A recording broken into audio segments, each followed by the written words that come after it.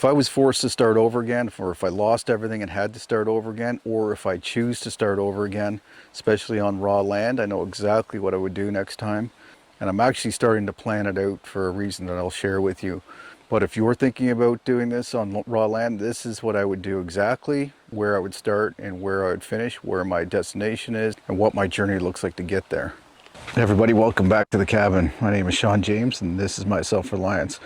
So I want to talk to you more about, and I've been doing a whole video series about this, and a program or a membership or some free information too on my website. So if you want to go there at the end of the video, you can click down below, click on the link, and you'll see what I'm talking about. I'm spending a lot more time talking about where I've been, where I started, where I got to, and all of the mistakes that I've made, and there's been a lot. And it's cost me, not only did it cost me a lot of money, if you've been following along, you know it cost me a lot of time to have to start over again on another piece of property. If I had taken my time and maybe done a little bit more homework on the first property, I probably could have just done this once. Not that I mind, because I've had a lot of fun starting over again. It seems to be something that's in me that I tend to prefer to do rather than just do something once and move on, or settle in forever.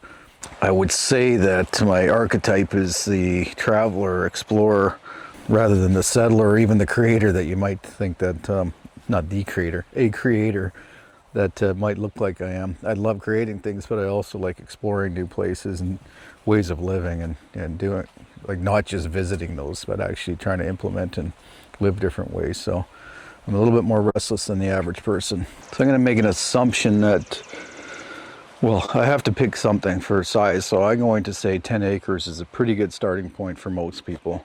This property I'm standing on right now is our 8.5 acre parcel. And we're surrounded by some crown land across the road here, and then some shared land, 75 acres around, 300 acres across the road of crown land.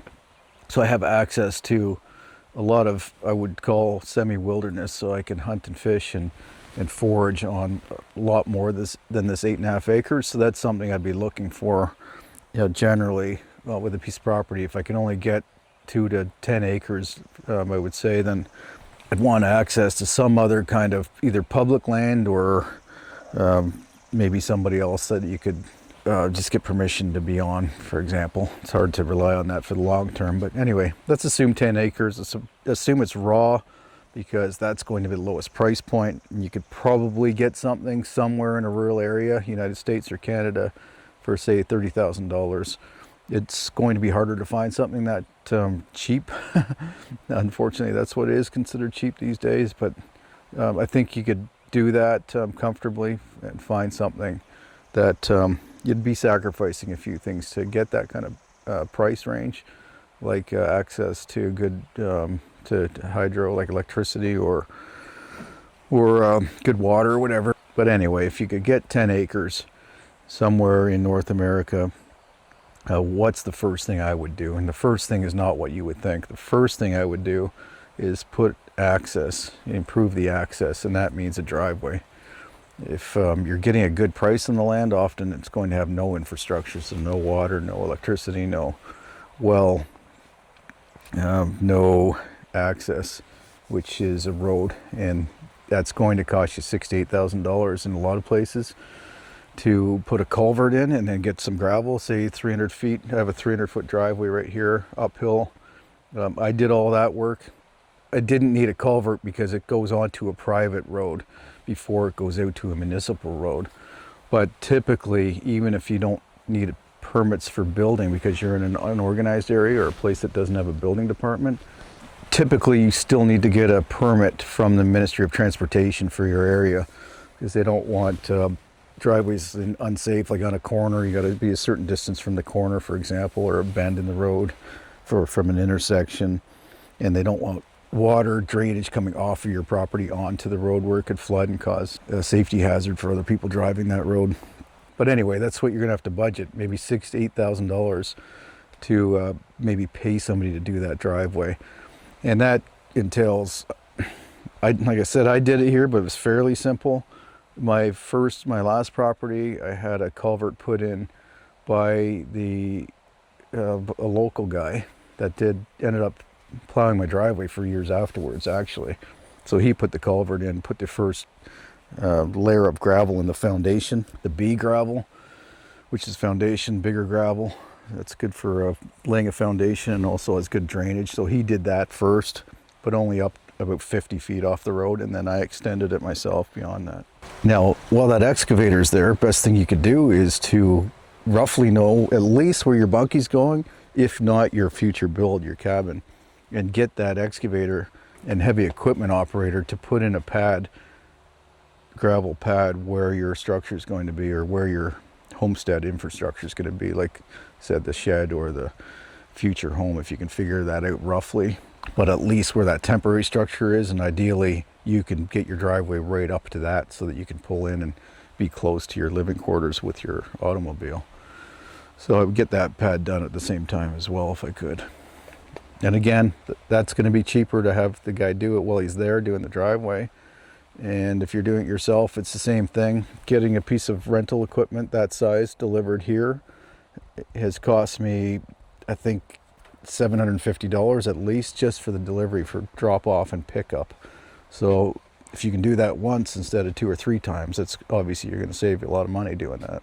Now, I would not build the cabin right away, so let's just put that aside for right now. The first thing I would do is build a bunkie, which is going to end up being a shed. But if you can do, say, a good solid platform, depending where you are, in this province that I'm living in currently, you can build a 10 by 16, so 160 square foot building without a permit once you have a building permit or a structure in place. But assuming that that is a limitation for you, or it is at some point, 10 by 16 is the size of my workshop, and it's fairly livable. The first cabin that my wife and I lived in 2020 when we moved in together, the one that you saw me build 2017, that was 10 by 20, so 200 square feet. So it's, to me, that's more than livable, especially for a temporary or a short amount of time, and especially if you have a bathroom and a shower in a separate quarters outside of the building. Let's say, for example, a tent. You could have a wall tent that you could either live in or have a wall tent as a separate shower house. So that's an option that I would consider. But anyway, get the driveway done, get the shed built, the thing that you're going to live in for the first year, and then don't put water in yet. And that sounds contrary, just like not building a cabin at first, because you just aren't going to know where the best place to get water from is. And even if you decide to dig a well, which is going to be the location that's going to be determined somewhat by the well driller, but the potential risk with that is that wherever the water is, you need to be a certain distance from your septic system or your bathroom or even your gray water. So I think it's 50 feet is the minimum distance between a gray water system. It might even be a little bit further than that from your septic or an outhouse in my case. So an outhouse, I don't want obviously my drinking water coming from within 50 feet of that outhouse.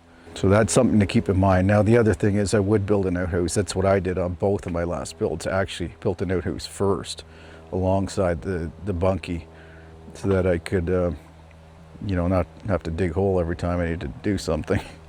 But I would suggest for most people you just have an incinerating toilet or a composting toilet, or just even a camp toilet that's got a holding tank that you can dump out, dig a hole and dump that out.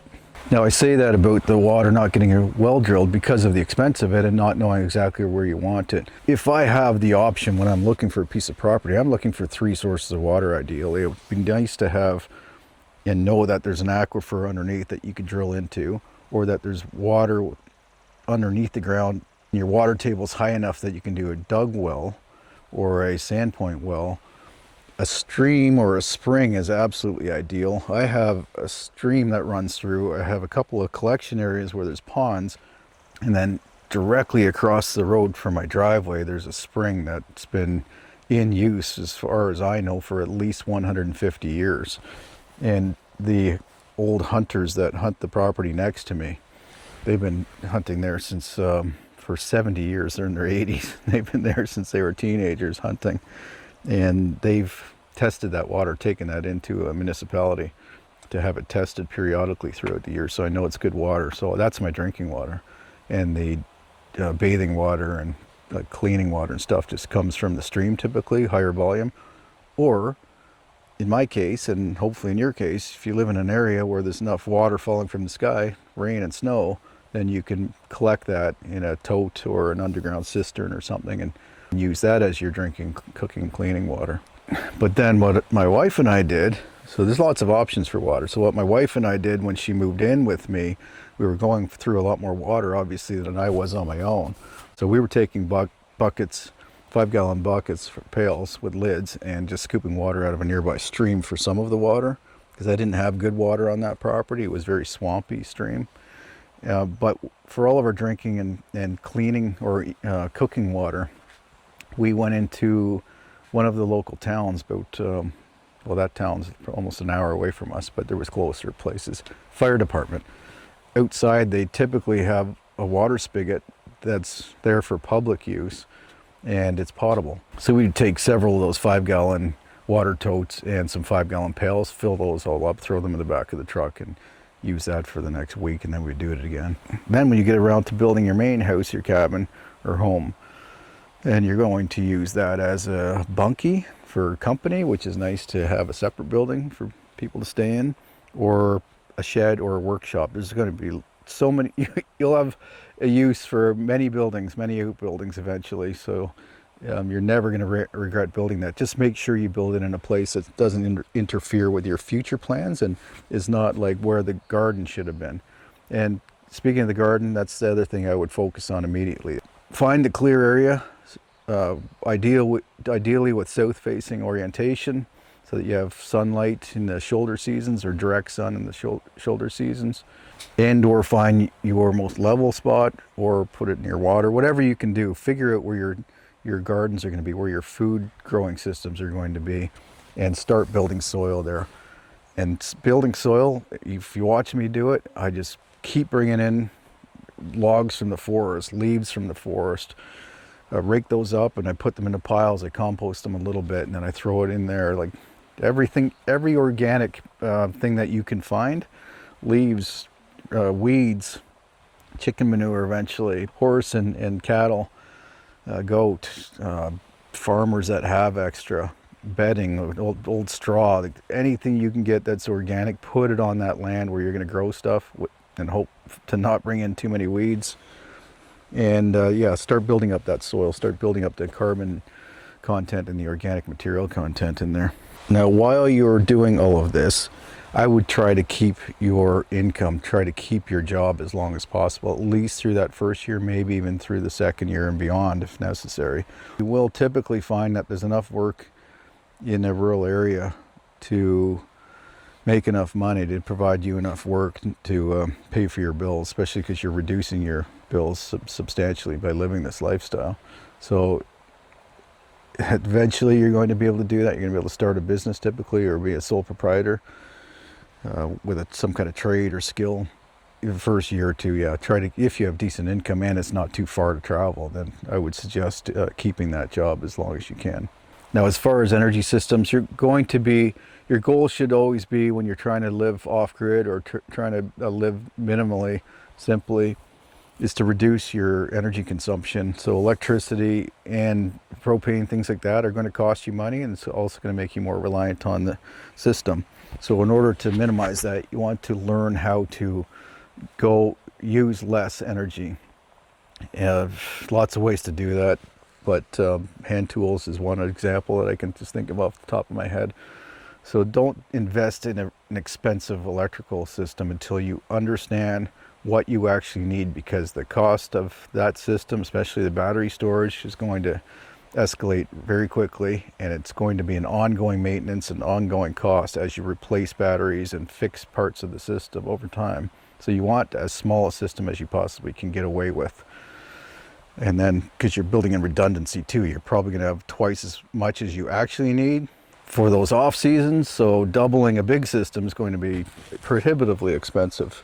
So first year, don't do it. Just wait until you've spent a year off grid, figure out what you need, And then you'll learn how to calculate a bigger system, because you're going to be building a bigger building and you will need a bigger system. But don't waste your money yet. Buy something portable, get a generator, a good generator that you will use in the off season to charge your batteries when the solar panels are not generating enough. And you can decide based on your cost and your availability whether you go propane, diesel, or gasoline for that generator. I have a 10,000 watt really good Honda inverter generator that's gas, because that for me is one of the cheaper ways to go. Yeah, that's my backup. And then I've got solar systems that have a battery system that is portable, so that I can move it around from structure to structure if I need to. So it's going to use even when I don't need it as my primary system. That's my backup. So I would have a good generator. Buy a decent generator. It's going to cost you several $1,000s. That will be your future backup. It's going to be your primary at first for the next little while. Get yourself one of those small solar battery. It's not even solar. You should charge it with solar, but you can also take it into town if you wanted to. But it's just the portable power banks that I use. So you can see the Jackery one that I've got. That's the main system that I use. That's what powers my workshop back here. So I'd get one of those and use that as your, especially for your quiet power, because nothing worse than moving to the country and always running power equipment, leaf blowers and chainsaws and everything else. That's what I try to avoid. So I have as many hand tools as I can, which means I try to use solar panels as much as I can to charge those battery systems. Put this last, but it's probably actually the first thing I would do, and that is to get to know the neighbors. So that's actually one of the first things you should do. Now, in these the two places that I have now, I actually have great neighbors, and they've been very helpful. One guy shovels my driveway, and another just keeps an eye on the place and lets me know if if anything's going on in the area, even just road maintenance and things like that. But he also is very competent, and between the two of us, we could get pretty much anything done. So he's got a mill and tractor and equipment like that, for example. They're getting older, so I'm available to help them as well. So that's extremely important. Get to know your neighbors and try to be useful to them, so that you just have a system going where you're going to help each other in need, or to barter for things that you need or they need. Anyway, that's one of the very first things I would actually do. Anyway, I'm going to wrap this up. I have a lot of work to do, as you can imagine. It's July now, and I got a lot done this spring, but I've got a lot more to get done before the snow falls this year, as I typically do. So that's it. Thanks for watching. Appreciate it. Look forward to seeing you back here at the cabin next time. Take care.